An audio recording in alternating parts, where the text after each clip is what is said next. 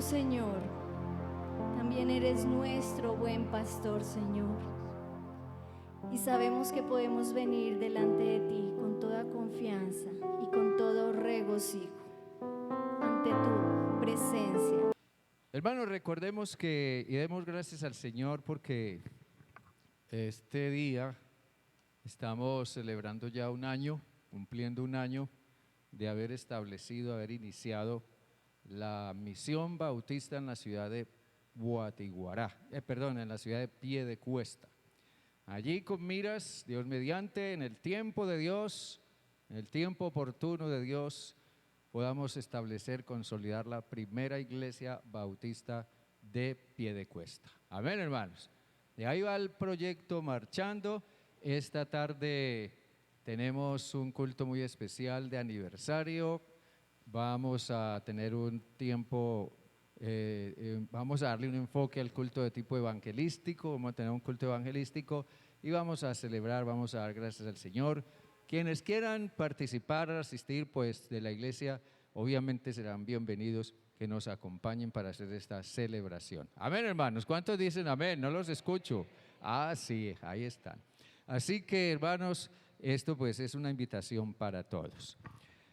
Voy a pedirles que miren conmigo en sus Biblias, ahora ya después de este hermoso tiempo de alabanza, vamos a meternos en la palabra del Señor, en la epístola a los Filipenses.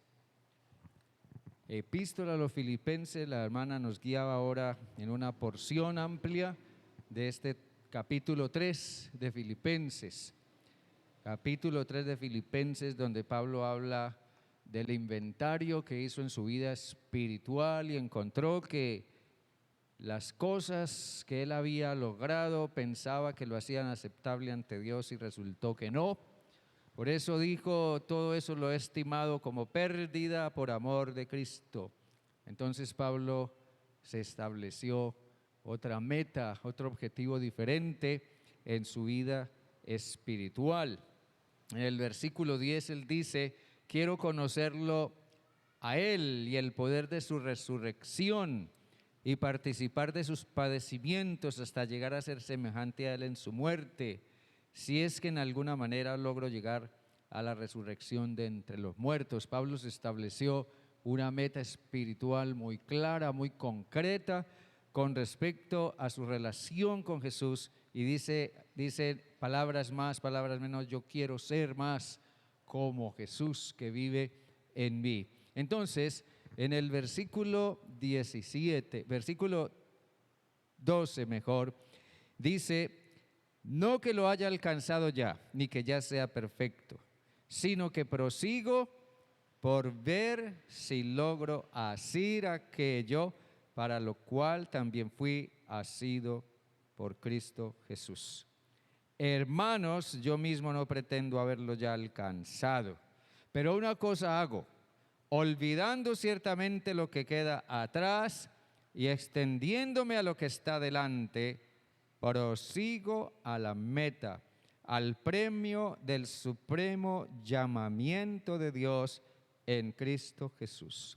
Pablo hace mucho énfasis aquí en la necesidad de proseguir. 2 veces utiliza la palabra prosigo, insiste en tener en mente ese proseguir. Yo quiero que hablemos acerca de lo que este texto nos dice, respaldado por la experiencia misma de alguien que lo escribió y lo dejó ahí como un testimonio para nosotros hoy en día. Esto nos muestra que Pablo tenía un alto concepto de meta, de objetivo, o tenía una objetividad muy clara y muy alta, y yo diría muy latente en su vida, ¿ya? Y él quiere que esa objetividad que él tenía, esa meta que él tenía, la tuvieran también todos aquellos que creen en Jesús. Por eso dice en el versículo 15, todos los que somos perfectos, esto mismo sintamos. Y si otra cosa sentís, eso también os lo revelará Dios. Entonces Pablo nos da una visión, una descripción, no sé ¿cómo llamarlo?, de la vida cristiana sumamente dinámica.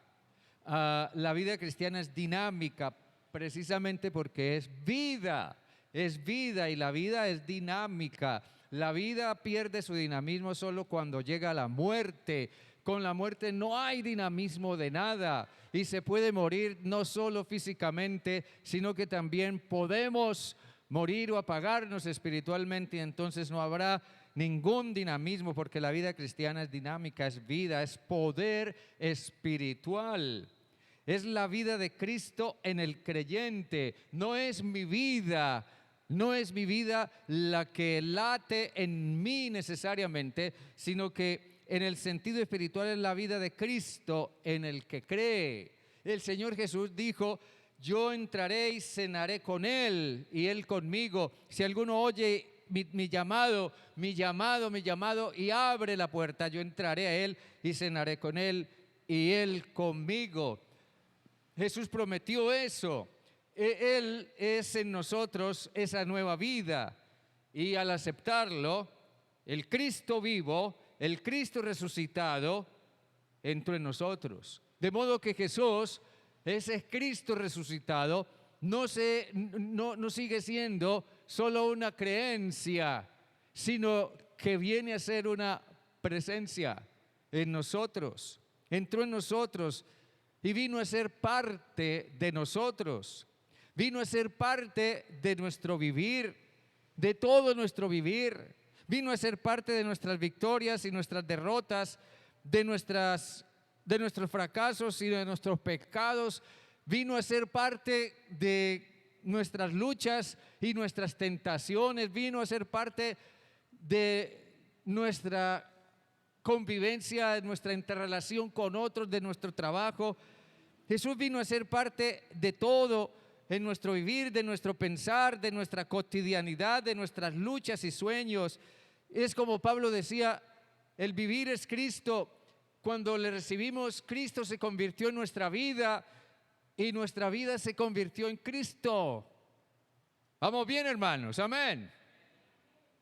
Incluso Jesús vino a incomodar nuestra vida. Vino y se nos metió en el rancho, si me permiten usar la expresión, porque nosotros lo invitamos a entrar, pero Jesús no se limitó, ni quiere limitarse solo a entrar y sentarse en la sala. No, Él vino para incomodar nuestras vidas, para decirnos: esa manera de vivir que tienes no me agrada, esa forma de hablar que tienes no me agrada, esas ideas que tienes, esas cosas que haces no me agradan. Tú necesitas hacer nuevos ajustes en tu vida. Jesús vino a incomodar nuestra vida. Vino a incomodarnos con aquello que tanto nos gusta y que tan cómodos nos hace sentir. Jesús vino para hacer uso de nuestro tiempo, y vino para hacer uso de nuestro dinero, y vino para hacer uso de nuestras capacidades y de nuestros talentos y de nuestros dones. Jesús vino a poner orden y corrección. Pero Cristo en nosotros es una vida real. Es una vida real en nosotros. Y como tal, esa vida tiene que desarrollarse. Esa vida tiene que continuar creciendo. Esa vida tiene que ser formada. Tiene que seguir siendo formada.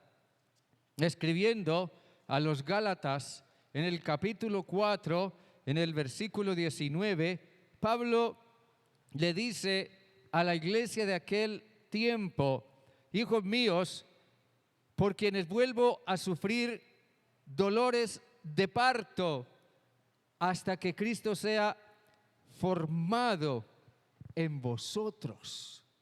Pablo decía: yo sufro al ver cómo ustedes no avanzan, no crecen, cuando el propósito es que Cristo sea formado en ustedes.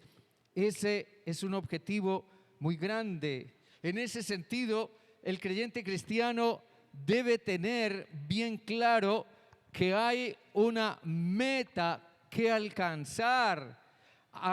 una meta que aún no llega, que aún no es una obra terminada, no somos una obra terminada, aún no llegamos a la meta, aún no es tiempo de pensar en conformarnos como estamos, que siempre, día a día, tenemos que seguir creciendo y mejorando en todo nuestro vivir, avanzando hacia lo que Pablo llama el premio del supremo llamamiento de Dios en Cristo Jesús. Esa es una gran meta, ¿no les parece? Amén. Esa es una gran meta. Ganar la maratón de San Silvestre y recibir un trofeo, un premio o mucha plata no se compara con esta meta. Ganar el Tour de Francia o el campeonato del fútbol europeo y recibir una copa, o ganar el campeonato en Colombia y recibir un gran premio, es una gran meta, eso es una buena meta, pero no es una gran meta que sea comparable con esta meta. Así que en la reflexión que hace Pablo, esa meta, por una parte, marca un objetivo que alcanzar. Marca un objetivo que alcanzar. La vida cristiana tiene sentido y propósito. Tiene sentido y propósito. No vamos a la deriva como un barco sin timón. No vamos con un rumbo incierto. No, vamos rumbo a una meta. Vamos rumbo a una meta. Tener en claro esa meta, miren bien, tener en claro esa meta y avanzar hacia ella, disponernos a avanzar hacia esa meta ya es una señal de madurez. El apóstol Pedro decía, al que le falte esto, es muy corto de visión y todavía de alguna manera está enredado en sus pecados. Observen ustedes que aquí Pablo resiente de personas, al parecer cristianas, que están completamente desubicadas, están completamente como desorientadas, porque su conducta demuestra que no tienen ningún compromiso con su propio crecimiento y van hacia la meta equivocada. En el versículo 18, por ejemplo, dice, porque por ahí andan muchos, de los cuales os dije muchas veces, y aún ahora lo digo llorando, que son enemigos de la cruz de Cristo. El fin de ellos, dice Pablo, será la perdición. Su Dios es el vientre, su gloria es aquello que debería avergonzarlos, y solo piensan en lo terrenal. Pablo describe aquí a personas cuya conducta es incongruente con lo que pretenden ser. Están ajenos al compromiso con Dios. Pablo dice, son enemigos de la cruz de Cristo. Estas personas de las que Pablo habla aquí, no les gusta el compromiso y quieren vivir un evangelio sin compromiso y quieren vivir un evangelio sin cruz, porque la cruz no solamente es símbolo de sacrificio y de entrega, la cruz es símbolo de compromiso total,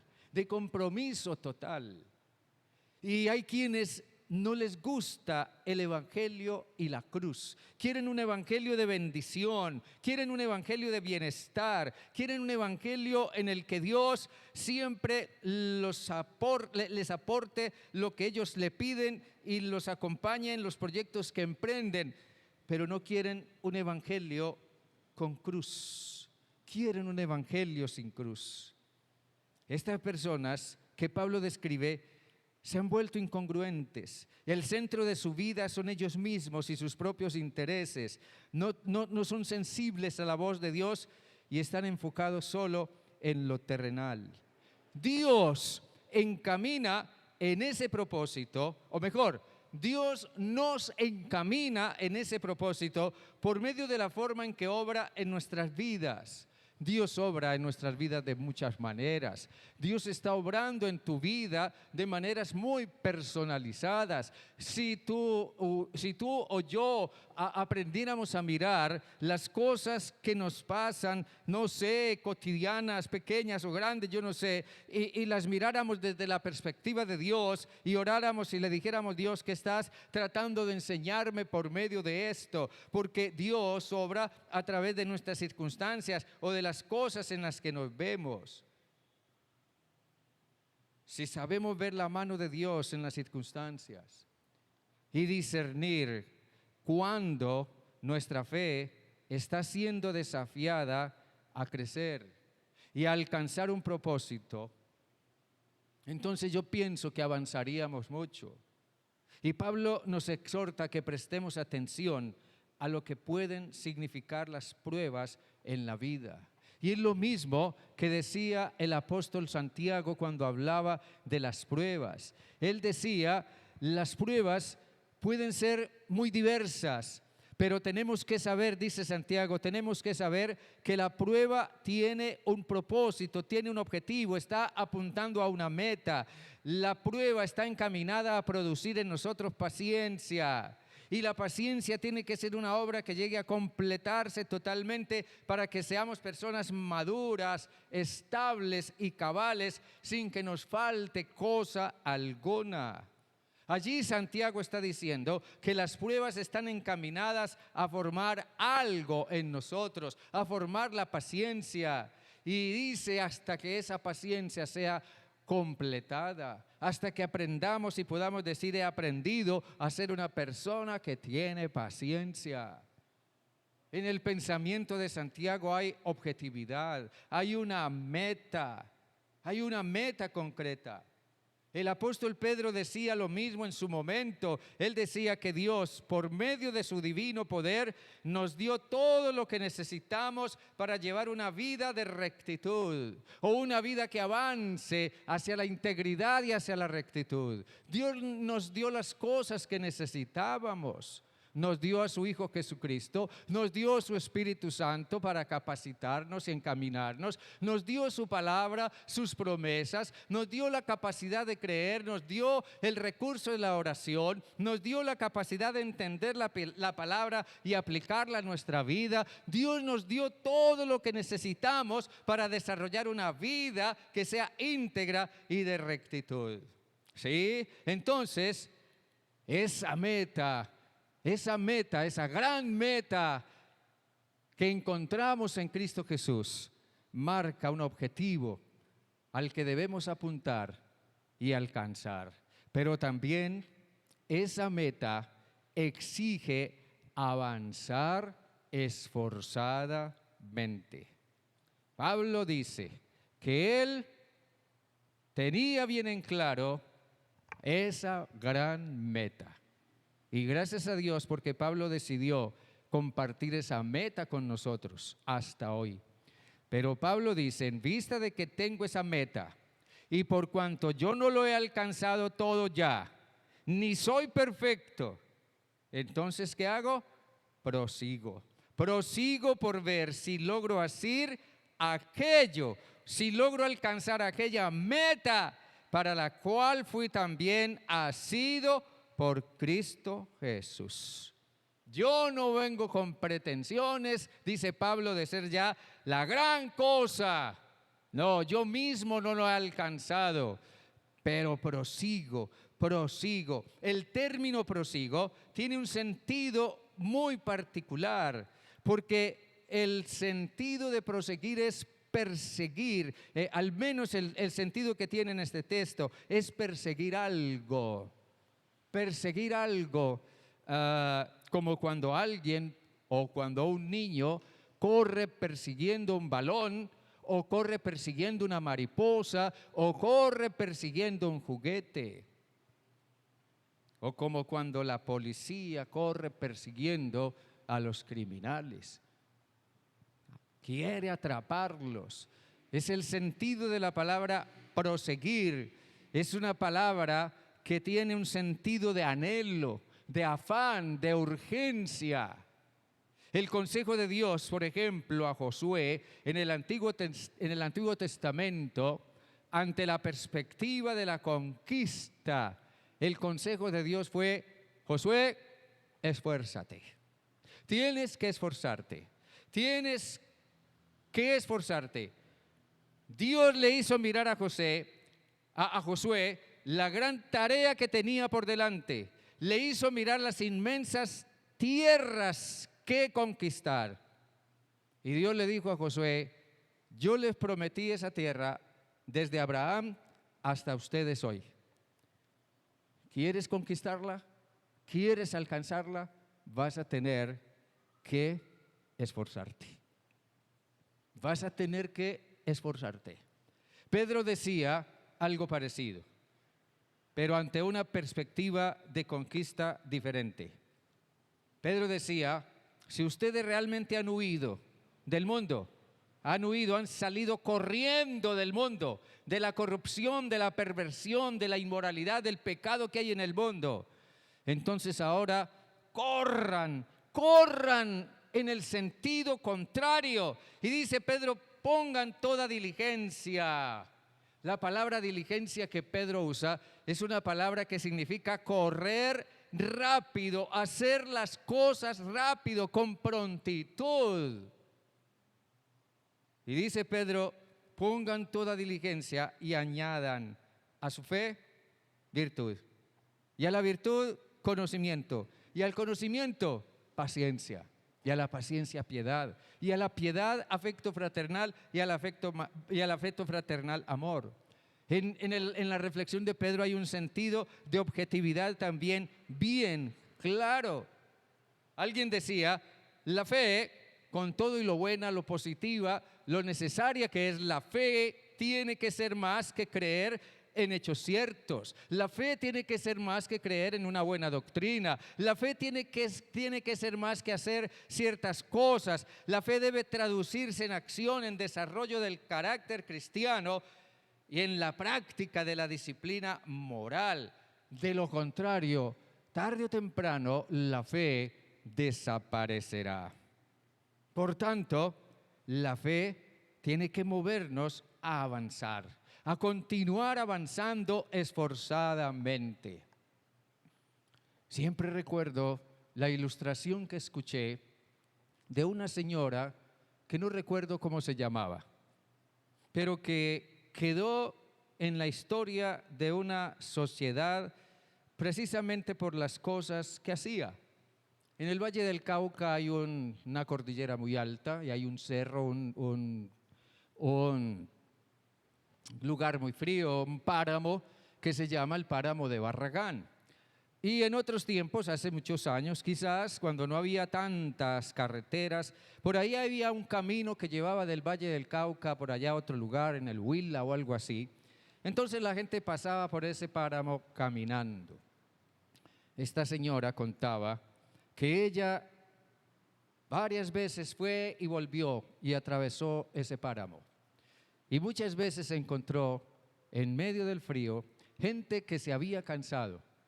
Se sentaron a la orilla del camino, se quedaron dormidos y se murieron.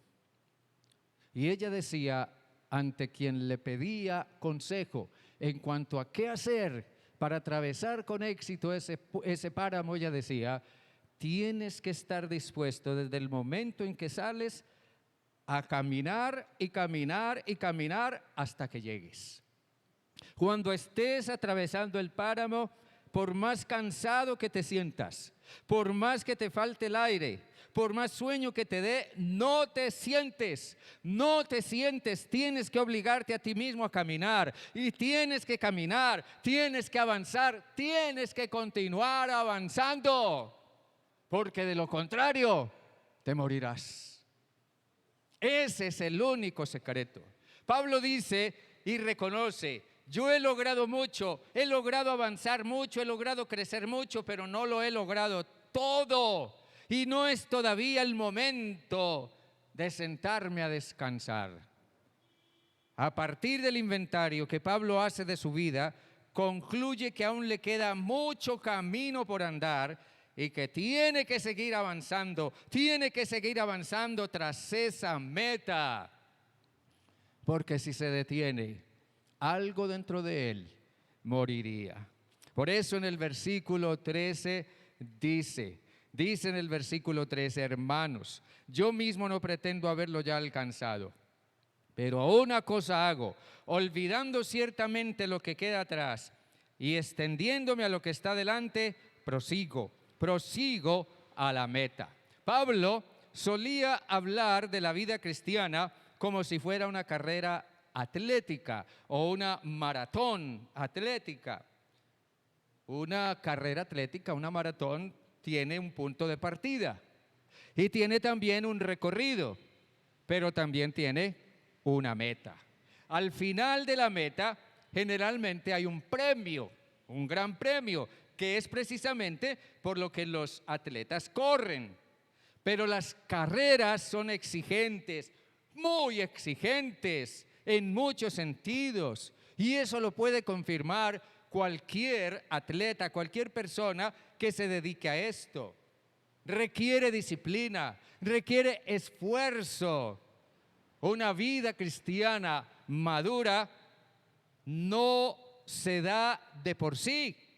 No es que yo me acosté a dormir esta noche y mañana me levanto siendo un gran cristiano. No, la madurez cristiana y exitosa no llega de esa manera.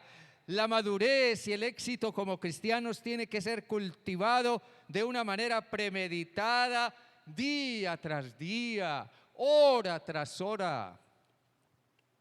Alguien le preguntó una vez a un gran líder cristiano, reconocido por su dedicación, su consagración, su santidad. Alguien le preguntó, yo he escuchado que usted suele levantarse muy temprano a orar y buscar la presencia de Dios. ¿Usted cómo hace? Este hombre, sin pensarlo dos veces, dijo, pues muy sencillo. Yo cuando me despierto, me siento en la cama, en la orilla de la cama, y primero pongo un pie en el suelo y después el otro. Este hombre estaba diciendo que él tenía un sincero y profundo compromiso con su crecimiento y su avance espiritual. Por tanto, tenía un compromiso con su vida devocional, tenía un compromiso con su vida de oración, tenía un compromiso con su crecimiento espiritual, tenía un compromiso con la lucha con el pecado en su vida, tenía un compromiso con la obediencia, tenía un compromiso con hacer ajustes en su vida, en su carácter, en su mente, en sus actitudes para agradar a Dios. Tenía un compromiso con crecer espiritualmente.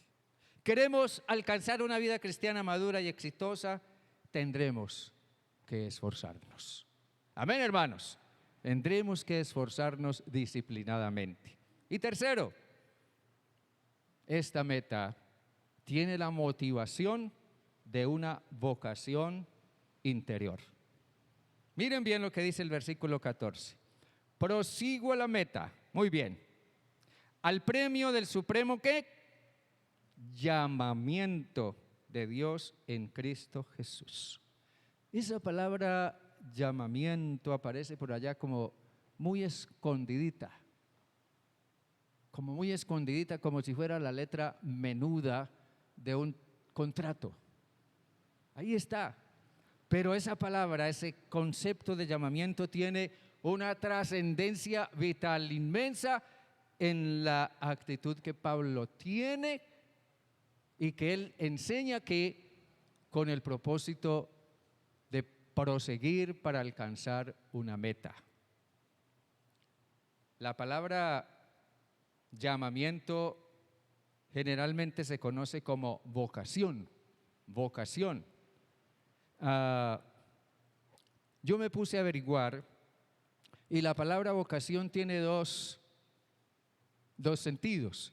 En el sentido secular, por ejemplo, en el sentido común y corriente, vocación es la inclinación o el interés que una persona siente en su interior para dedicarse a una determinada forma de vida o un determinado trabajo. Y esa es la razón por la que todas las personas eligen ser como son, o eligen vivir como viven, o ocuparse en la profesión o en el trabajo que hacen, ¿verdad? Porque hay dentro de ellos algo que los inclina, que les es un interés vivo y se encaminan en ese sentido. Pero desde el punto de vista cristiano o espiritual, vocación es un tanto diferente. Vocación es el llamado, yo diría el llamado interior, que llega a nosotros, yo no sé cómo, pero es el llamado interior o inspiración que una persona siente procedente de Dios para llevar una forma de vida específica, especialmente de carácter espiritual o religioso, o en este caso cristiano. Cantábamos hace un momento: tú me llamas por nombre hoy, tú me llamas por nombre hoy. Dios es un Dios que llama. El punto aquí es que a partir de su propio ejemplo, Pablo describe que ser cristianos comprometidos nace de una vocación o de un llamamiento, en este caso de Dios. Pero ampliemos esto un poco más.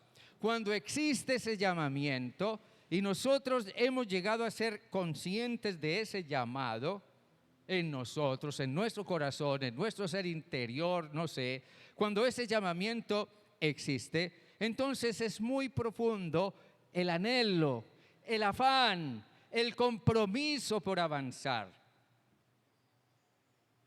Yo les digo sinceramente, cuando ese llamamiento es claro en nosotros y nosotros decidimos responder a ese llamamiento, no tenemos que pedirle permiso a una pierna para que se mueva la otra.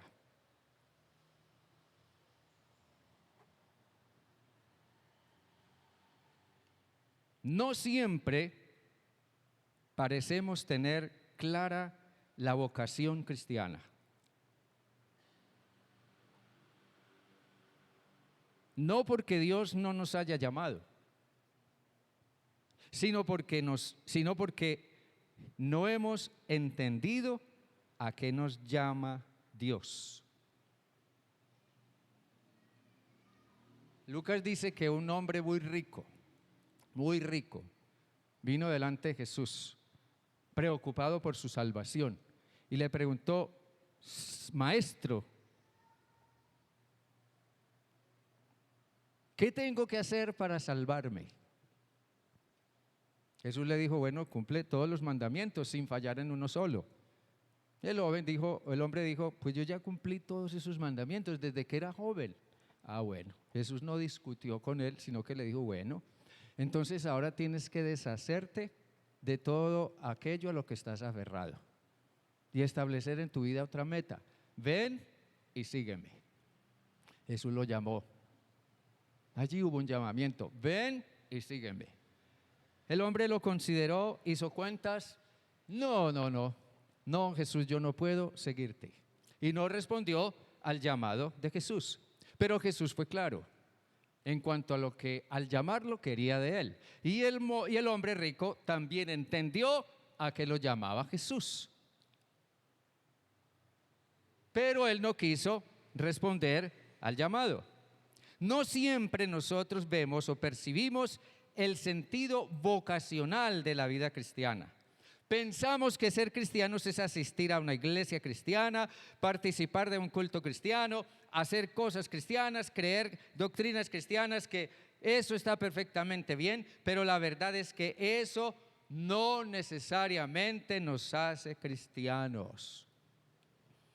El punto es, si nosotros hemos escuchado claramente y comprendido a qué nos llama Dios, entonces tendremos bien claro a qué debemos responder y hacia dónde debemos apuntar.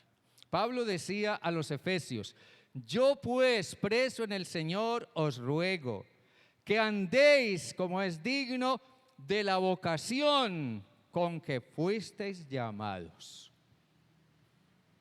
¿A qué nos llamó el Señor? Dice Pablo aquí: Hemos sido llamados a renunciar al orgullo y ser humildes. Hemos sido llamados a renunciar a nuestro ensimismamiento y nuestra autodependencia y ser mansos. Hemos sido llamados a dejar, a apartarnos de la gente, sino aprender a soportar con paciencia los unos a los otros. Hemos sido llamados a algo concreto y específico. Pablo habla de un llamamiento, de una vocación. Y se trata de un llamamiento de gran altura, porque se refiere a él como el supremo, el alto, el más alto llamamiento. Los seres humanos siguen los caminos que les dicta su corazón, el llamado de su propio ser interior. Pueden ser para bien o tal vez en otras ocasiones para mal, pero el llamamiento de Dios es superior a todo otro llamamiento, porque tiene que ver con una vida moldeada a la imagen de Cristo, en el pensamiento y los principios de Él. Eso implica una vida de renuncia, de entrega y de servicio, y tiene que ver con una meta final, una gran meta. Pablo dice aquí en el versículo 20, pero nuestra ciudadanía está en los cielos, de donde también esperamos al Salvador, al Señor Jesucristo. Amén. Nuestra ciudadanía está ¿dónde? ¿Dónde? En los cielos. Nuestra meta final, nuestra gran meta está en los cielos. Él transformará nuestro cuerpo mortal en un cuerpo glorioso semejante al suyo, por el poder con el cual puede también sujetar a sí mismo todas las cosas.